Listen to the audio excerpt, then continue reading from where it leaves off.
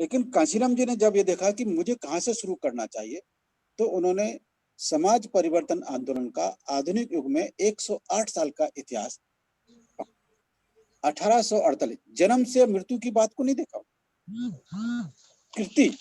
कृति में 1848 से जहां स्कूल खोलने की बात होती है और बाबा साहब के 1956 तक संघर्ष को, 1848 से 1956, ये लगभग 108 साल का इतिहास समाज परिवर्तन आंदोलन का आधुनिक इतिहास है। इस आधुनिक इतिहास से हमें सीख कर ही आगे बढ़ने की बात है और पे बैक टू सोसाइटी प्रोग्राम ने इस 108 साल के इतिहास को संजोया, समझा कि ये हमें छोड़ना नहीं है। पर क्या हम इतिहास के और लिंकेज को जोड़ सकते हैं? तो हमने देखा कि शिलालेखों का अभ्यास महात्मा फुले के समय में शुरू तो हो गया था, लेकिन आम जनता तक वो उपलब्ध नहीं हुआ था। अगर वो उपलब्ध हो जाता तो महात्मा फुले जहां बलिराजा के बारे में जितना गौरव करते हैं, अशोक के बारे में भी उतना ही गौरव किया, पर लेकिन वो उनके सामने इतिहास आया नहीं था। बुद्धा का उल्लेख है पक थोड़ा सा, तो एक ये बात भी हमारे सामने है कि सम्राट अशोक का इतिहास, गौरवशाली इतिहास, महात्मा फुले के समय तक प्रकाश में नहीं आ पाया था। तो 1906 के आसपास शिलालेखों का ब्रिटिश गवर्नमेंट द्वारा जब प्रकाशन हुआ, उसका ट्रांसलेशन प्रकाशन हुआ पहला, तब कहीं ये चर्चा का विषय बना, जबरदस्त चर्चा का विषय। पर महात्मा फुले अमेरिका के थॉमस पेन की किताब के बहुत बड़े दीवाने थे। थॉमस पेन जो क्रांति की सूत्रपात किया है, थॉमस पेन के बारे में आप लोगों का नाम नहीं आया, मैं उसका और मेंशन कर सकता हूं, क्योंकि उस माइंडसेट में जिस तरह से डॉक्टर बाबा साहब अम्बेडकर के माइंडसेट पर डेमोक्रेसी ने एजुकेशन पर इम्पैक्ट पड़ा है, उसी प्रकार से महात्मा फुले के माइंडसेट पर थॉमस पेन की किताब का द मैन, इसका इम्पैक्ट पड़ा। और वो इतने खुले, अंग्रेजी तो पढ़ लेते थे, सीख लेते थे, तो उन्हें अमेरिका की इस पुस्तक को, अमेरिका के इस विद्वान की पुस्तक को, क्योंकि समाज क्रांति का आधार माना जाता है, थॉमस पेन बहुत बड़ा राइटर माना जाता है, और उसी समय वो बहुत बड़ी प्रकाशित पुस्तक महात्मा फुले को कहाँ से मिली हमें तो मालूम नहीं है, पर लेकिन ये बात जरूर है कि उन्होंने उस पुस्तक से बहुत कुछ सीखा और अपनी मूवमेंट की रणनीति डिसाइड की। साथियों, हम इस प्रकार से जहां जहां जिन स्रोतों से हमें आधुनिक युग में इस सोशल ट्रांसफॉर्मेशन मूवमेंट को मजबूत करने के लिए और मजबूत नहीं, उसे कामयाब बनाने के लिए जो जो भी हमको स्रोत मिल रहे हैं, हम उन सारे स्रोतों को संजोने की कोशिश कर रहे हैं।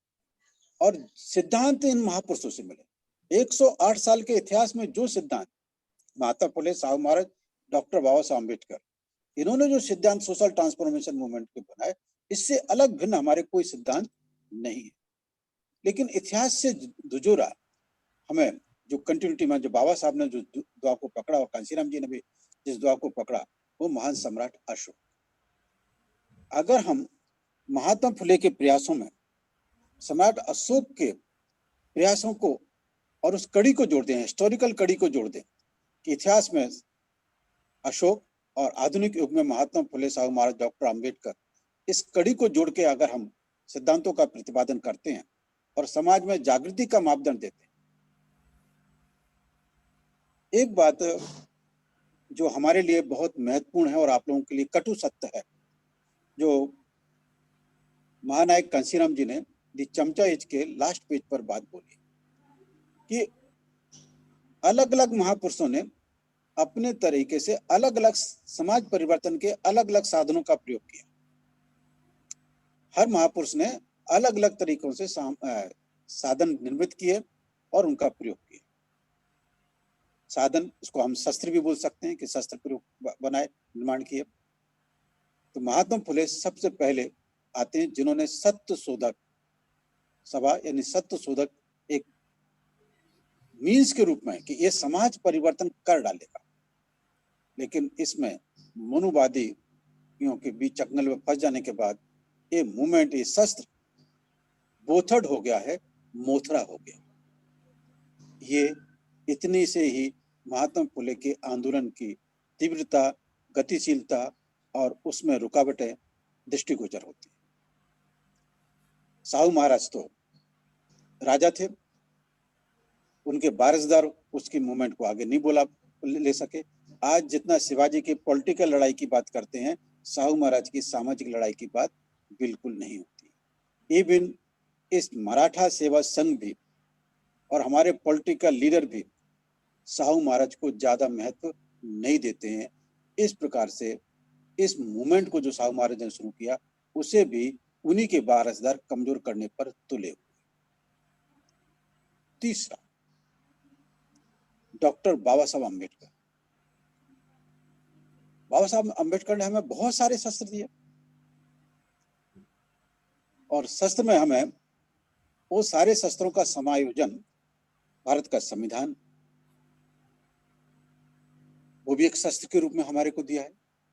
पर उन्होंने जिस शस्त्र को समाज परिवर्तन का एक अंग बना के उससे अपेक्षा की थी, वो था बुद्धिज्म। बुद्धिज्म भी आज ये शस्त्र, ये तीनों शस्त्र, अभी रामास्वामी नायकर की भी बात कर लें कि उन्होंने एथिस्ट और रेशनलिज्म, विवेकवाद और अनश्वरवाद, इसको एक शस्त्र के रूप में यूज किया। ताजुब करोगे, वो इतने कट्टर थे कि अपने टेबल पर रामास्वामी नायकर कहीं भाषण देने जाते थे तो अपने साथ बहुत सारे देवी देवताओं की फोटो, मूर्तियां ले जाते थे, टेबल पर रखते थे और एक साथ मूर्तियों को टेबल पर रख के भाषण देने के लिए खड़े होने से पहले अपने पैर से चप्पल निकालते थे और धड़ाधड़ सभी देवी देवताओं के ऊपर तड़ातड़ मारते थे और कहते थे, ये लोग, इनको आप पूछते थे ना, ये मेरा कुछ नहीं बिगाड़ सकते तो तुम्हारा क्या बिगाड़ेंगे। वो रेशनलिज्म भी बोथड हो गया है, मोथरा हो गया। ये तीनों ये जो हमारे महापुरुषों के जो अस्त्र थे उपयोगी हैं, पर लेकिन बोथड या मोथरे या ब्लंट हो गए, अंग्रेजी में ब्लंट बोलते हैं।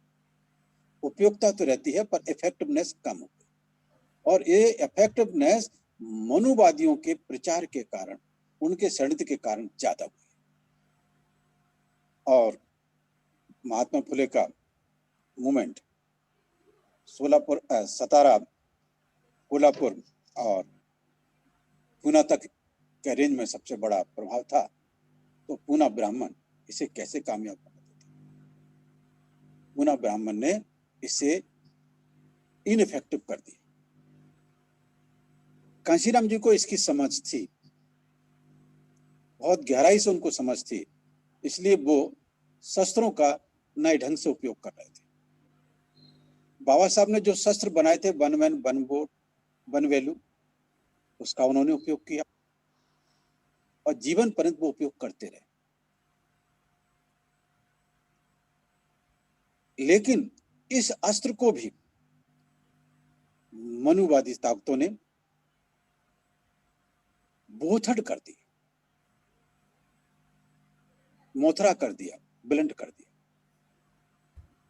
वोट की ताकत ईवीएम से गायब हो जाती है, अगर होता है तो बूथ कैप्चरिंग हो जाती है, और अगर नहीं हुआ तो निम्नलिखित अधिकारी जो इलेक्शन ऑफिसर होता है, वो इधर से उधर चुनाव हेराफेरी कर देता है। यानी one man one vote one value, ये अस्त्र भी इस समय इफेक्टिव सा नजर नहीं आता। बड़ी ताकत लगाई हमारे महापुरुषों ने, पर लेकिन वो शस्त्र कहीं ना कहीं बोथड़ होते नजर आए और इच्छा होती है कि वो जल्दी से जल्दी प्याने हो जाए। सत्यशोधक पैना अस्त्र के रूप में समाज परिवर्तन का अंग बने। अनिश्वरवाद या रेशनलिज्म ये बहुत बड़ा अस्त्र बने। बुद्धिज्म बहुत बड़ा अस्त्र बने। One man one vote one value ये बहुत बड़ा अस्त्र बने। इच्छाएं हैं, कोई इनको नकारना नहीं चाहता है, लेकिन इफेक्टिवनेस कहां गई?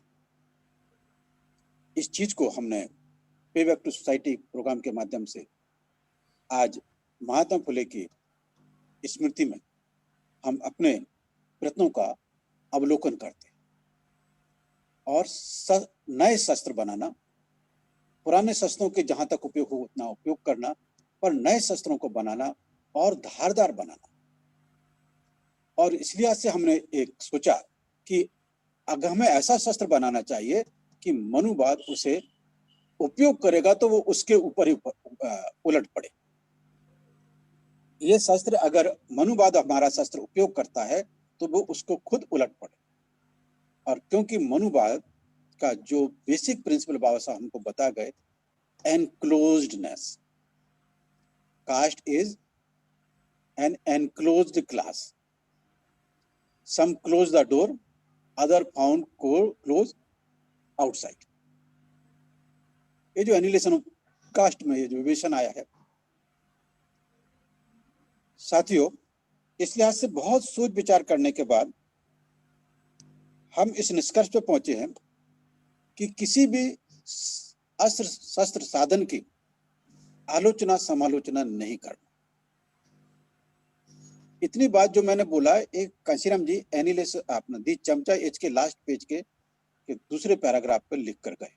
मैं अपनी ओर से नहीं बोल रहा हूँ ये चीजें, ये कांशीराम जी ने चमचा एज के मैं लास्ट पेज पर लिखी। हमने इन बातों को ध्यान में रख के रास्ता चुनने का निर्णय किया और जो 5 सब्जेक्ट आप लोगों के बीच में आए हैं वो उस मैकेनिज्म का परिणाम। ये 5 सब्जेक्ट मिलकर बहुत बड़ा अस्त्र बनते हैं। ये 20वीं शताब्दी का डायनामाइट बनता है, 21वीं शताब्दी का साइबर बम बनता है। साइबर बम मतलब सॉफ्टवेयर बम बोलना चाहिए। इसलिए हमने जब सॉफ्टवेयर बम बनना है, साइबर बम बनना है, तो ये दिखने वाला नहीं होगा, दिखाई नहीं देगा, पर ताकत सबको महसूस होगी, फील करेंगे सब कि हाँ ये बहुत बड़ा अस्त्र बन सकता है। अगर दुश्मन ने इसे अस्त्र उपयोग किया तो वो अपने पैरों पे कुल्हाड़ी मारे, क्योंकि वो नहीं चाहता है कि व्यक्ति ओपन माइंडेडनेस बने। क्योंकि ओपन माइंडेडनेस बनता है तो उसकी जाति की दीवारें खुलती हैं, वो जाति में जकड़ के फिर नहीं रहेगा, ओपन माइंडेडनेस होगा। आज जो भी कुछ जितनी भी रणनीति चल रही है, इस समाज को हेल्पलेस, लाचार, असहाय, भूखा, गरीब और बेरोजगार ये सब बनाने की जो कोशिश हो रही है कि वो फिर से उसी जकड़न में जकड़ जाए और भाग भगवान के सारे अपना रहना शुरू कर दे। इस बीच इस चीज को ध्यान में रख के हमने बहुत बड़ी चीज को जो अशोक ने वापरी, महात्मा फुले ने वापरी, साहू महाराज ने भी इशारा दिया, डॉक्टर बाबा साहब अम्बेडकर ने भी इशारा दिया, कांशीराम हमसे सहमत होकर गए, वो है biggest weapons of thinking skill. Biggest weapon of thinking skill, इसलिए मैं इसको कभी कभी ऐसा बोलता हूं कि thinking skill is the biggest investment in social transformation movement. जितना ज्यादा हम लोगों को सोच विचार करने वाले बनाएंगे, और अगर दुश्मन अगर सोच विचार करने वाला बनाने का काम करने लगे तो हमारा काम और आसान। अगर एजुकेशन सिस्टम में सोच विचार करने वाली विद्या समावेश कर दी जाए, एक तो करेंगे नहीं, हम डिमांड भी करेंगे नहीं, और लेकिन हमारे लिए बहुत बड़ी उपयोगी कि हम समाज को सोच विचार करने वाला बनाना चाहते हैं और सरकार समाज को सोच विचार करने वाली नहीं बनाना चाहती है। ये चीज की ये अस्त्र के रूप में समाज की में जाना चाहिए, तो हम समझ पाएंगे कि विद्या बिना मति के whatever we have act that must be tested on our experience। अनुभव की कसौटी पर परखा जाने वाली सोच विचार होना चाहिए। तो यहाँ थिंकिंग स्किल एक इस प्रकार का वीपन है, और ये वीपन इसके बारे में मैं नहीं बोल रहा हूँ, जिसमें एडवर्ड डी बोनो 2004 में दोबारा आए, 2000 में आए थे, 2004 में दूसरी बार आए, तो इकोनॉमिक्स टाइम्स ऑफ इंडिया में व्यूज एंड काउंटर व्यूज करके एक कॉलम आता है, उसमें एडवर्ड डी बोनो के बारे में लिखा कि अगर ये थिंकिंग स्किल हम अपने देश में सिखाएंगे क्रिएटिविटी करेंगे तो देश में बहुत बड़ी तरक्की होगी, देश में बहुत बड़ी तरक्की होगी, क्योंकि creativity is the most important instrument, most important resources of all. जितने रिसोर्सेज हैं उन रिसोर्सेज में क्रिएटिविटी सबसे बड़ा रिसोर्स है, और वो थिंकिंग स्किल से आती है।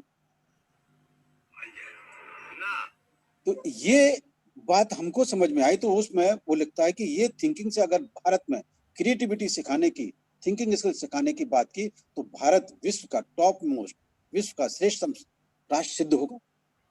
तब देश तरक्की वाले क्रिएटिव बनेंगे, लोग, नई जनरेशन क्रिएटिव बनेगी।